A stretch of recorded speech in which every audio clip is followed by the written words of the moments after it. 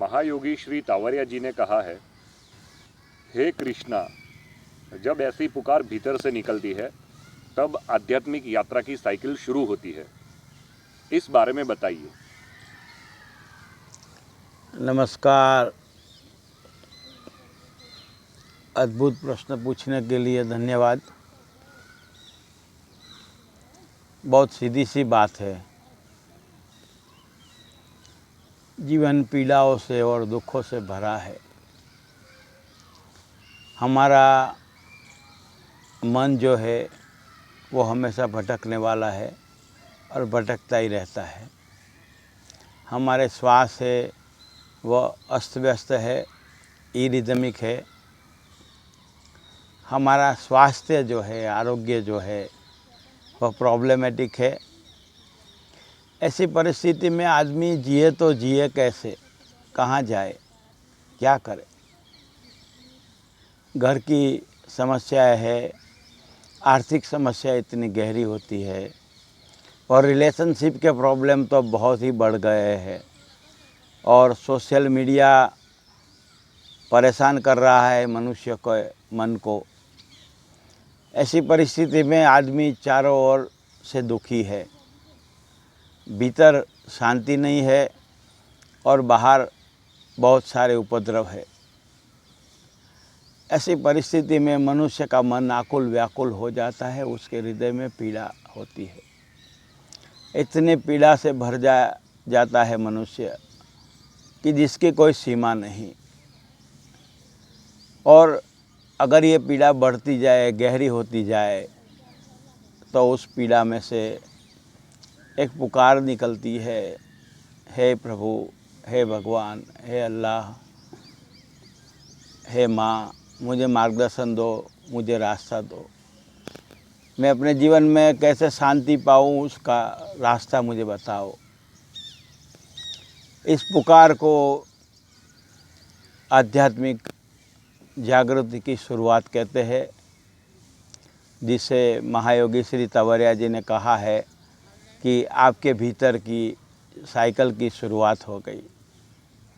जब पहली पुकार उठती है माँ के प्रति या परमात्मा के प्रति या अल्लाह के प्रति, गॉड के प्रति, जब पहली पुकार उठती है, उस पुकार में से हमें कोई ना कोई ध्यान की, योग की विधि मिलती है।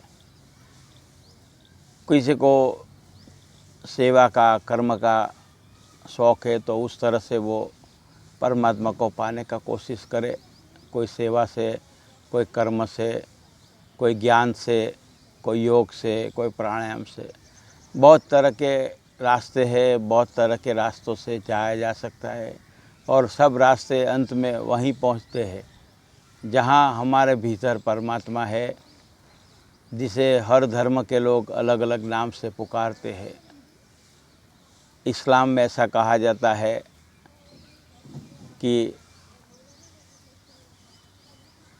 99 नाम उसके है और 100 का नाम उसका ऐसा है कि जो कोई नाम ही नहीं है, अनाम है।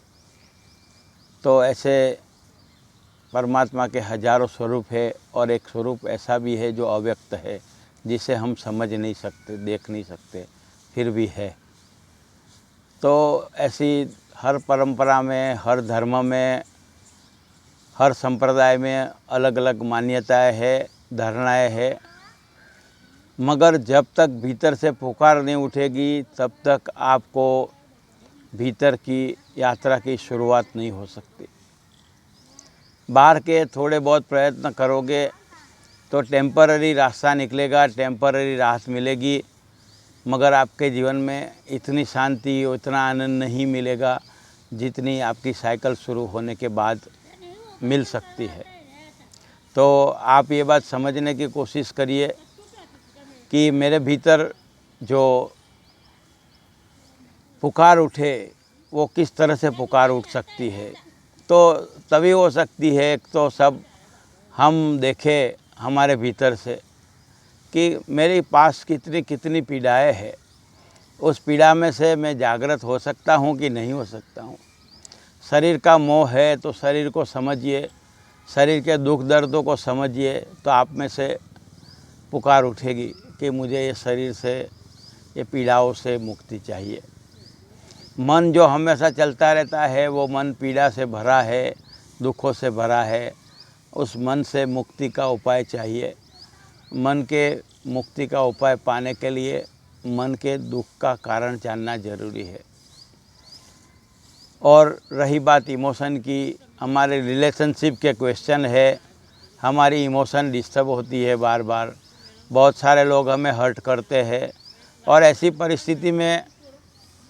परिस्थिति में हमें ये समझना चाहिए कि हम लोग जो कर रहे हैं वो ठीक है या नहीं, हमारी यात्रा सही दिशा में है या नहीं है। तो हमारे भीतर जो पुकार उठेगी, एक अनंत को पाने की पुकार, जैसे हम धरती है और परमात्मा आकाश है, उस आकाश को और धरती का मिलन हो जाए, उस आकार को पुकारने की स्थिति जो है उसे साइकिल की शुरुआत कहते हैं।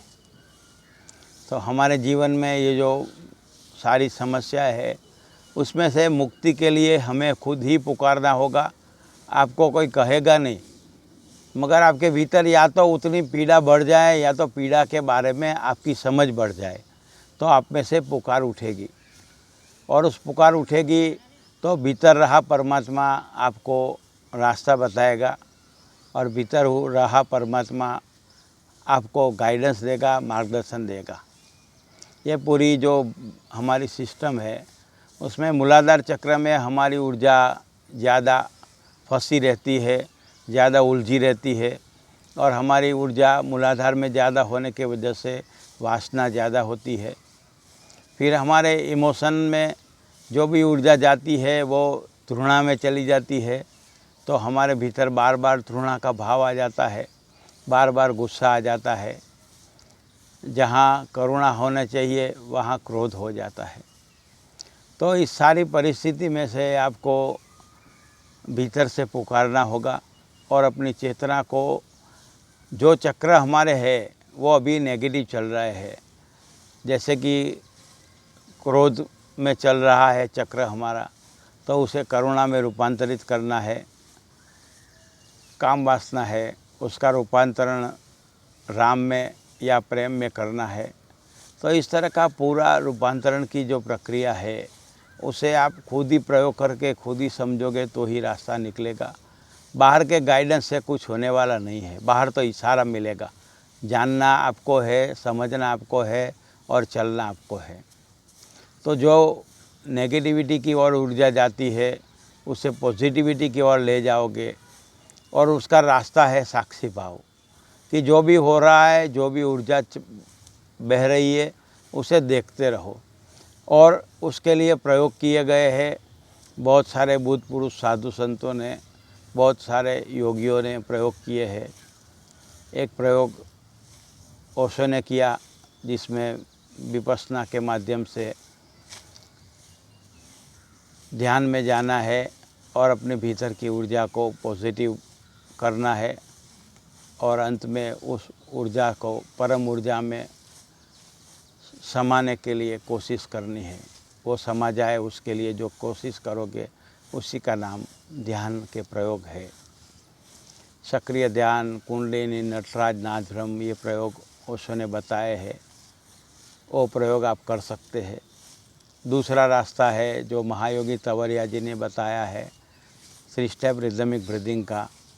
और उसके लिए आप रिफाइनिंग करोगे तो आपकी ऊर्जा शुद्ध होती जाएगी और शुद्ध हुई ऊर्जा परम ऊर्जा में मिल जाएगी, मातृशक्ति में विलीन हो जाएगी। इस सारी प्रक्रिया को आप खुद ही प्रयोग करोगे तो समझ आएगा। बातों से कुछ होने वाला नहीं है, सीधे प्रयोग करने होते हैं और प्रयोग करोगे तो ही आपके जीवन में ये भीतर से पुकार उठेगी।